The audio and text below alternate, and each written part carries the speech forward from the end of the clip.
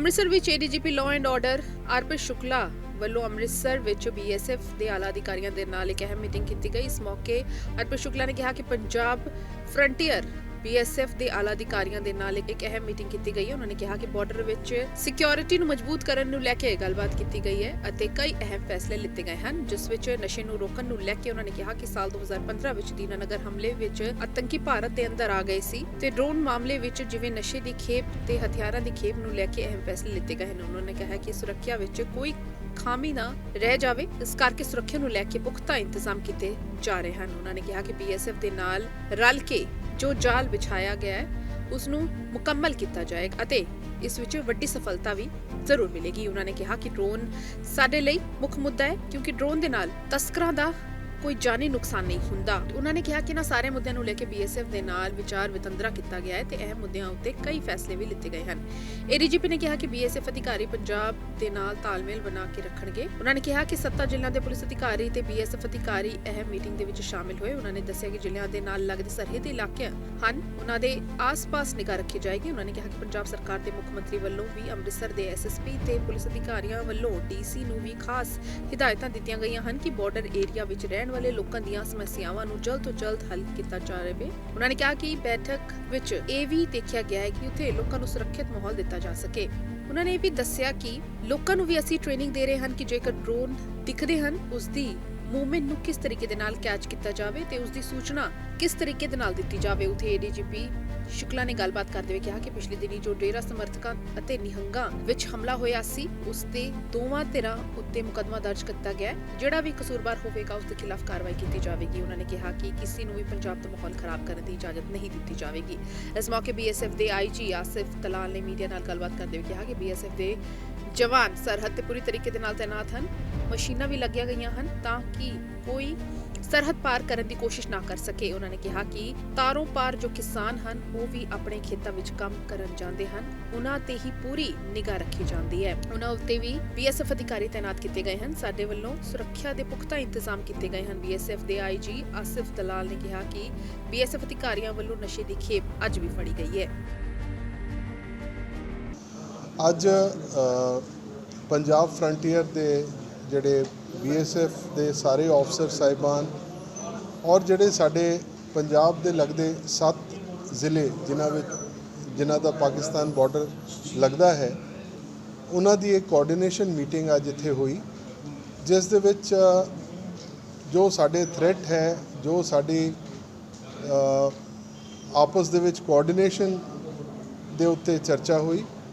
ਇਸ ਦੇ ਵਿੱਚ ਜਿਹੜੇ ਸਾਡੀ ਡਰੋਨ ਸਾਈਟਿੰਗਸ ਹੋ ਰਹੀਆਂ ਹੈ ਔਰ ਜਿਹੜੇ ਸਾਡੇ ਬਾਰਡਰ ਦੇ ਉੱਤੇ ਸਾਡੇ ਸਿਕਿਉਰਿਟੀ ਅਰੇਂਜਮੈਂਟਸ ਨੂੰ ਮਜ਼ਬੂਤ ਕਰਨ ਦੀਆਂ ਗੱਲਾਂ, ਉਹ ਸਾਰੇ ਵਿਚਾਰਾਂ 'ਤੇ ਵਿਚਾਰ ਵਿਮਰਸ਼ ਹੋਇਆ ਔਰ ਇਹ ਬਹੁਤ ਸਕਸੈਸਫੁਲ ਮੀਟਿੰਗ ਰਹੀ। ਸਾਨੂੰ ਉਮੀਦ ਹੈ ਕਿ ਇਸ ਮੀਟਿੰਗ ਦੇ ਬਾਅਦ ਸਾਡੇ ਬਾਰਡਰ ਦੇ ਉੱਤੇ ਜਿਹੜੀ ਬਾਰਡਰ ਬੀਐਸਐਫ ਵੱਲੋਂ ਔਰ ਜਿਹੜੀ second line of defence Punjab police ਵੱਲੋਂ ਜਿਹੜਾ ਸਾਡਾ ਇੱਕ ਜਾਲ ਵਿਛਾਇਆ ਹੈ ਉਸ ਨੂੰ ਹੋਰ ਮਜ਼ਬੂਤੀ ਮਿਲੇਗੀ ਔਰ ਅਸੀਂ ਬਹੁਤ ਸਾਰੇ ਇਹੋ ਜਿਹੇ ਸਟੈਪਸ ਚੱਕਾਂਗੇ ਜਿਹਦੇ ਨਾਲ ਸਾਡਾ ਬਾਰਡਰ ਹੋਰ ਸੇਫ ਔਰ ਸਿਕਿਉਰ ਹੋ ਸਕੇ। ਕਿਹੜੇ ਸਰ ਚੰਦ ਕੋਈ ਕਿਹੜੇ ਫੈਸਲੇ ਲਿੱਤੇ ਗਏ ਨੇ ਵੀ ਕਿਸ ਤਰੀਕੇ ਦੇ ਨਾਲ ਅਸੀਂ ਰੋਕ ਸਕਦੇ ਹਾਂ? ਦੀਜ਼ ਆਰ ਦੇਖੋ ਇਹ ਚੀਜ਼ਾਂ ਸ਼ੇਅਰ ਕਰਨ ਵਾਲੀਆਂ ਨਹੀਂ ਹੁੰਦੀਆਂ, ਬਟ ਮੈਂ ਸਿਰਫ ਇੰਨਾ ਤੁਹਾਨੂੰ ਦੱਸ ਸਕਦਾ ਕਿ ਬਹੁਤ ਸਾਰੀਆਂ ਚੀਜ਼ਾਂ ਸੀਗੀਆਂ ਜਿਹੜੀ ਬੀਐਸਐਫ ਵੱਲੋਂ ਸਾਨੂੰ ਇਨਪੁਟਸ ਮਿਲੇ, ਬਹੁਤ ਸਾਰੀਆਂ ਚੀਜ਼ਾਂ ਸਾਡੇ ਅਫਸਰਾਂ ਵੱਲੋਂ ਬੀਐਸਐਫ ਨੂੰ ਇਨਪੁਟਸ ਦਿੱਤੇ ਗਏ ਔਰ ਇਸ ਮੀਟਿੰਗ ਦੇ ਬਾਅਦ ਕੁਝ ਅਸੀਂ ਅਹਿਮ ਫੈਸਲੇ ਲਏ ਜਿਹਦੇ ਨਾਲ ਜਿਹੜੀ ਸਾਡੀ ਬਾਰਡਰ ਦੀ ਸੁਰੱਖਿਆ ਹੈ ਉਹ ਹੋਰ ਮਜ਼ਬੂਤ ਸਰ, ਜਿਹੜੇ ਡਰੋਨ ਦੀ ਇੱਕ ਸਮੱਸਿਆ ਜਿਹੜੀ ਬੀਐਸਐਫ ਲਈ ਵੀ ਚੁਣੌਤੀ ਔਰ ਪੰਜਾਬ ਪੁਲਿਸ ਲਈ ਵੀ, ਕਿਉਂਕਿ ਬੀਐਸਐਫ ਜਿਹੜੀ ਫਸਟ ਲਾਈਨ ਆਫ ਡਿਫੈਂਸ ਹੈ ਔਰ ਜਿਹੜਾ ਕੋਈ ਡਿਲੀਵਰੀ ਹੁੰਦੀ ਹੈ ਹਥਿਆਰਾਂ ਦੀ ਨਸ਼ੇ ਦੀ, ਉਹ ਏਰੀਆ ਪੁਲਿਸ ਦੇ ਅੰਦਰ ਆਉਂਦਾ ਜੀ। ਇਸ ਨੂੰ ਲੈ ਕੇ ਇਸ ਨੂੰ ਰੋਕਣ ਲਈ ਕਿਵੇਂ ਦੀ ਪਲੈਨਿੰਗ ਹੋਈ ਹੈ? ਮੈਂ ਇਹੀ ਤੁਹਾਨੂੰ ਦੱਸਣਾ ਚਾਹਾਂਗਾ ਕਿ ਦੇਖੋ ਜੇ ਪੰਜਾਬ ਦੇ ਤੁਸੀਂ ਇਨਫਿਲਟਰੇਸ਼ਨ ਦੀ ਗੱਲ ਕਰੋ ਤੇ 2015 ਔਰ 16 ਦੇ ਵਿੱਚ ਇਨਫਿਲਟਰੇਸ਼ਨ ਹੋਇਆ ਸੀ, ਉਹ ਬੰਦੇ ਅੰਦਰ ਆਏ ਸੀਗੇ ਜਿਨ੍ਹਾਂ ਨੇ ਦੀਨਾਨਗਰ ਜਾਂ ਪਠਾਨਕੋਟ 에ਅਰ ਬੇਸ ਦੇ ਉੱਤੇ ਅਟੈਕ ਕੀਤਾ ਸੀ। ਹੁਣ ਸਾਡੇ ਚੈਲੰਜਸ ਥੋੜ੍ਹੇ ਚੇਂਜ ਹੋ ਗਏ ਆ, ਇਸ ਇਨਫਿਲਟਰੇਸ਼ਨ ਨਾ ਹੋਵੇ ਔਰ ਦੂਸਰਾ ਇਹ ਜਿਹੜਾ ਡਰੋਨ ਦਾ ਇੱਕ ਮਸਲਾ ਐਡ ਹੋ ਗਿਆ, ਇਹ ਸਾਡੇ ਲਈ ਬਹੁਤ ਵੱਡਾ ਚੈਲੰਜ ਹੈ ਕਿਉਂਕਿ ਜਿਹੜਾ ਡਰੋਨ ਹੈ ਇਸ ਦੇ ਵਿੱਚ ਕੋਈ ਨੁਕਸਾਨ ਨਹੀਂ, ਜੇ ਕੋਈ ਆ ਗਿਆ ਸਮਾਨ ਤਾਂ ਠੀਕ ਹੈ, ਨਹੀਂ ਆਇਆ ਨਿਊਟਰਲਾਈਜ਼ ਹੋ ਗਿਆ ਤਾਂ ਵੀ ਉਹਨਾਂ ਨੂੰ ਕੋਈ ਜਾਨੀ ਨੁਕਸਾਨ ਨਹੀਂ ਹੁੰਦਾ। ਜਿਹੜੇ ਵੀ ਸਮਗਲਰਸ ਹੈ ਜਾਂ ਜਿਹੜੇ ਸਾਡੇ ਟੈਰਰਿਸਟ ਆਰਗੇਨਾਈਜੇਸ਼ਨਸ ਇਹਨਾਂ ਦਾ ਇਸਤੇਮਾਲ ਕਰ ਰਹੇ ਹਨ। ਸੋ ਇਸ ਨੂੰ ਕਿਸ ਤਰ੍ਹਾਂ ਮਜ਼ਬੂਤ ਕੀਤਾ ਜਾਵੇ ਕਿ ਜਿਸ ਤਰ੍ਹਾਂ ਤੁਸੀਂ ਗੱਲ ਦੱਸੀ ਕਿ ਆਂਦੇ ਬਾਰਡਰ ਤੋਂ ਆ, ਲੇਕਿਨ ਜਿਹੜੇ ਇਹਨਾਂ ਦੀ ਡ੍ਰੌਪਿੰਗਸ ਹੈ they are in the area of Punjab, ਔਰ ਇਸ ਦੇ ਵਿੱਚ ਸਮਗਲਡ ਆਰਟੀਕਲਸ, ਨਾਰਕੋਟਿਕਸ ਔਰ ਨਾਲ ਵੈਪਨਸ ਔਰ ਹੋਰ ਚੀਜ਼ਾਂ ਵੀ ਮੰਗਾਈ ਜਾਂਦੀਆਂ ਨੇ। ਸੋ ਇਸ ਦੇ ਸੁਰੱਖਿਆ ਪ੍ਰਬੰਧ ਕੀਤੇ ਕਿਸ ਤਰ੍ਹਾਂ ਕੀਤੇ ਜਾਣ, ਇਸ ਦੀ ਚਰਚਾ ਕੀਤੀ ਗਈ ਐਂਡ ਆਈ ਐਮ ਸ਼ੋਰ ਬਹੁਤ ਫਰੂਟਫੁਲ ਇਹ ਮੀਟਿੰਗ ਰਹੀ ਹੈ और इस दे नाल साडी बॉर्डर की सुरक्षा और मजबूत सर, जिस तरह माइनिंग है या फिर उसके बाद जो क्रशर्स थे जो इलीगल तरीके से होता है, कोर्ट के डायरेक्शंस भी आपको है, उसको देखते हुए आप लोग क्या कर रहे हैं, खासतौर पे जो बॉर्डर लाइन एरियाज है, डेप्थ एरियाज? उसके लिए भी हमारी इस मीटिंग में हमारा विचार हुआ है और BSF has taken lot of steps and even Punjab police has taken lot of steps to ensure that this mining doesn't take place और काफ़ी हद तक ये कंट्रोल भी हो गई। कोई इक्का दुक्का कल भी आपने पठानकोट में देखा होगा काफ़ी सारे सीजर्स हुए, तो बॉर्डर में स्पेशली इस तरह की कोई माइनिंग हो रही है ऐसी कोई खबर अभी तक नहीं है। सर, इंडो पाक व्यापार शुरू होने जा रहा है, उस पर क्या सकते हैं? इंडो पाक व्यापार शुरू होने जा रहा है? नहीं, मैं देखिए ये सिर्फ बॉर्डर के बारे में हम बात कर रहे हैं।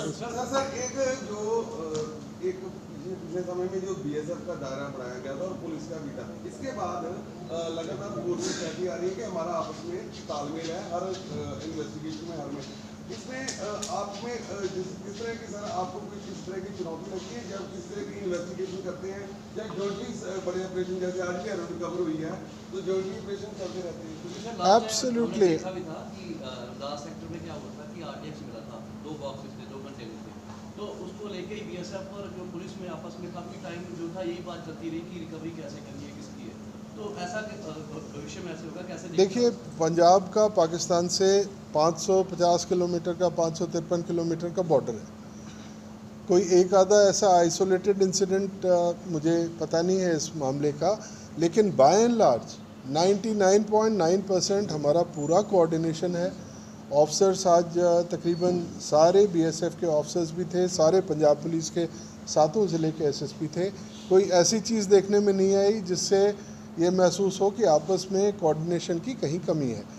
जो चीज़ें प्लग इन करने वाली थी, जो चीज़ें कुछ फाइन ट्यूनिंग मांगती थी, उसके बारे में आज विचार किया। लगातार आ रहे वेपन्स नशीले पदार्थ पर कोई खास टेक्नोलॉजी की जा रही स्टार्ट ਜਿਹੜਾ ਡਰੋਨ ਦਾ ਹੀ ਆ ਰਹੇ ਇਧਰ ਨੂੰ ਕੰਟਰੋਲ ਕੀਤਾ ਜਾ ਸਕੇ, ਉਹਦਾ ਸਾਹਮਣਾ ਕੀਤਾ ਜਾ ਸਕੇ। ਇਸ ਦੇ ਉੱਤੇ ਮੈਂ ਤੁਹਾਨੂੰ ਸਿਰਫ ਇੰਨਾ ਕੀ ਦੱਸਣਾ ਚਾਹਾਂਗਾ ਕਿ ਜੋ ਟੈਕਨੋਲੋਜੀਜ਼ ਅਵੇਲੇਬਲ ਨੇ ਉਸ ਦਾ ਪੂਰਾ 100% ਅਸੀਂ ਯੂਟਿਲਾਈਜ਼ ਕਰਕੇ ਮੈਨ ਔਰ ਮਸ਼ੀਨ ਦੋਵਾਂ ਦੀ ਪੂਰਾ ਯੂਟਿਲਾਈਜੇਸ਼ਨ ਕਰਕੇ ਇਹ ਅਸੀਂ ਕੋਸ਼ਿਸ਼ ਕਰ ਰਹੇ ਹਾਂ ਕਿ ਡਰੋਨ ਆਉਣ ਦੇ ਇੰਸੀਡੈਂਟਸ ਕਮ ਹੋਣ ਔਰ ਜੇ ਆਉਣ ਤੇ ਡਿਟੈਕਟ ਹੋਣ ਔਰ ਜੇ ਬੰਦੇ ਫੜੇ ਜਾਣ ਔਰ ਅੱਗੇ ਦੇ ਉਹਨਾਂ ਦੇ ਫੋਲੋ ਅਪ। ਸਰ, ਬਾਰਡਰ ਪਾਰ ਤੋਂ ਜਿੰਨੇ ਵੀ ਕੋਈ ਹਥਿਆਰ ਆਉਂਦੇ ਨੇ ਜਾਂ ਫਿਰ ਕੋਈ ਨਸ਼ਾ ਆਉਂਦਾ ਹੈ ਤਾਂ ਯਕੀਨਨ ਗੱਲ ਹੈ ਕਿ ਇੱਧਰ ਉਹਨਾਂ ਦੇ ਲਿੰਕ ਹੋਣਗੇ ਕਿ ਜਿਹੜੇ ਬਾਰਡਰ ਦੇ ਲਾਗੇ ਚਾਗੇ ਘਰ ਨੇ ਉਹਨਾਂ ਦੀ ਸਰਚ ਜਾਂ ਫਿਰ ਉਹਨਾਂ ਨੂੰ ਅਸੀਂ ਕਿਸ ਤਰੀਕੇ ਨਾਲ ਆਪਣੀ ਤਫਤੀਸ਼ ਚਲਾਵਾਂਗੇ, ਕਿਸ ਤਰੀਕੇ ਨਾਲ? ਮੈਂ ਉਹੀ ਦੱਸ ਰਿਹਾ, ਇਹ ਬੜਾ ਕੰਪਰੀਹੈਂਸਿਵ ਪਲਾਨ ਹੈ। ਇਹ ਕੋਈ ਚਲੋ ਇਹ ਬਹੁਤੀਆਂ ਗੱਲਾਂ ਦੱਸਣ ਵਾਲੀਆਂ ਨਹੀਂ ਹੁੰਦੀਆਂ, ਬਟ ਇਹ ਬਹੁਤ ਕੰਪਰੀਹੈਂਸਿਵ ਪਲਾਨ ਹੈ ਜਿਹੜਾ 5 ਤੋਂ 7 ਕਿਲੋਮੀਟਰ ਦੀ ਪੱਟੀ ਹੈ। ਇਹ ਪੂਰੇ ਬਾਰਡਰ ਤੇ starting from Pathankot going up to Fazilka and ਜਿਹੜਾ ਰਾਜਸਥਾਨ ਦਾ ਸਾਡਾ ਬਾਰਡਰ ਲੱਗ ਜਾਂਦਾ ਹੈ। ਅਸੀਂ ਕਈ ਤਰ੍ਹਾਂ ਦੇ ਉਪਰਾਲੇ ਕਰ ਰਹੇ ਹਾਂ ਲੋਕਾਂ ਨੂੰ ਐਜੂਕੇਟ ਕਰਨ ਦੇ, ਲੋਕਾਂ ਨੂੰ ਮੋਟੀਵੇਟ ਕਰਨ ਦੇ ਤਾਂ ਕਿ ਉਸ ਦੀ ਜਾਣਕਾਰੀ ਜ਼ਿਆਦਾ ਤੋਂ ਜ਼ਿਆਦਾ ਸਾਡੇ ਨਾਲ ਸ਼ੇਅਰ ਹੋ।